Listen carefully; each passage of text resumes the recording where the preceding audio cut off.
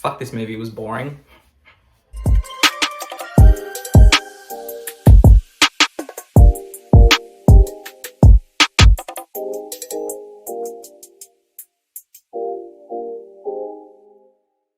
So The Woman in the Window was released on Netflix just last week. Stars Amy Adams, Gary Oldman, Jennifer Jason Leigh, Julianne Moore, Anthony Mackie, Wyatt Russell. Like, this cast is stacked, absolutely stacked. But this movie sucks.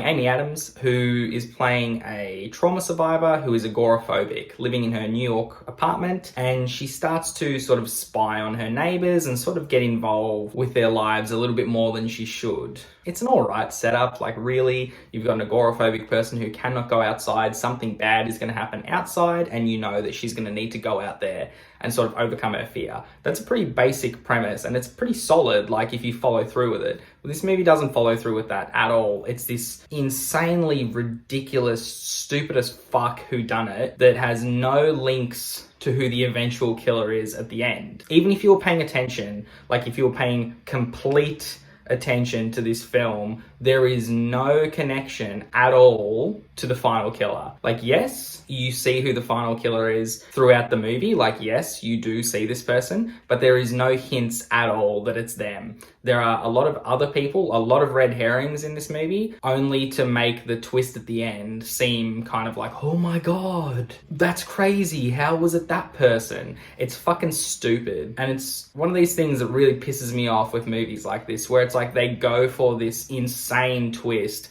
just for the fact that it's a twist. How about you just try writing a fucking good movie for once? How about you just try writing a good screenplay? The actors that you have in this movie, all the actors are great. Like, they're not good in this movie at all, by any means. Everyone in this movie fucking sucks. But outside of this movie, they're all really, really good. Like, you've got Amy Adams, she fucking kills it in, like, Arrival and all these sorts of movies. You've got Gary Oldman, who is, like, one of the ultimate actors of Hollywood. The dude has been in so many unbelievable movies, like, and dominated the screen when he's on. You've got, like, newcomers, like Anthony Mackie's in here for a little bit. You've got Wyatt Russell, who were both in the Captain America TV show just recently. And they're good actors, and they're here. But this movie is fucking stupid. So stupid. They don't play into the idea of her agoraphobia enough. If you're going to give the main character a personality trait like agoraphobia, you know, if you're going to give them something like that, there needs to be weight behind it. There's no, like, real sense of her being terrified of going outside, and it's never really spoken about at all. Like, it's spoken about that she has had some sort of trauma, and you find out later on in the film what that's about, but, like, her agoraphobia just becomes secondary. So it's like, if it's going to be secondary, why even bring it up in the first place? You could just say that she's a trauma survivor and she doesn't want to, you know, she doesn't want to do particular things. But they don't say that. They just say, oh, she's agoraphobic, and then they show her trauma later on in the film. And it's like, well, the two aren't really linked. The trauma she's suffered is not a link to agoraphobia at all. If they connected the trauma she suffered to, you know, a type of fear that she actually has,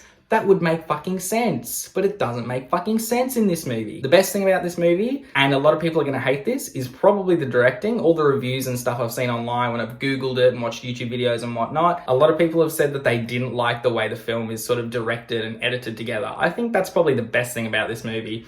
It's not good by any stretch of the imagination. It's just that it's different. And it's sort of like, it's almost kind of like a drug trip type style of editing and directing, which can be kind of cool. Like, I think it's probably taken a little bit of inspiration maybe from, like, Mandy with Nicolas Cage, that sort of really bizarre kind of, like I said, drug trippy style of directing. The plot, the writing, the characters, the acting, it's all really bland and really shit. So that sort of editing and directing can really throw off the viewer. You know, the viewer will be like, well, I'm not understanding what's happening in the plot. I'm not understanding what's happening with the directing. So why does this movie exist, really? This movie, guys, honestly, this is 2 hours of my life I will never get back. I'm going to give this one a 3 out of 10, purely just because of the directing. I thought it was kind of cool, but like I said, a lot of people will probably dislike that as well. If you're a fan of Amy Adams, if you like Gary Oldman, if you like any of the actors who are in this movie, don't watch this movie. Anthony Mackie is billed as being in this film. He's in it for like a minute or two, like on screen, really. And it's kind of like, well, you've got a dude who is probably at like the height of his fame and his prowess, like he's at his peak. Like, this is the time to strike while the iron's hot with Anthony Mackie. Like, he is everywhere at the moment. And you give him like a minute of screen time and just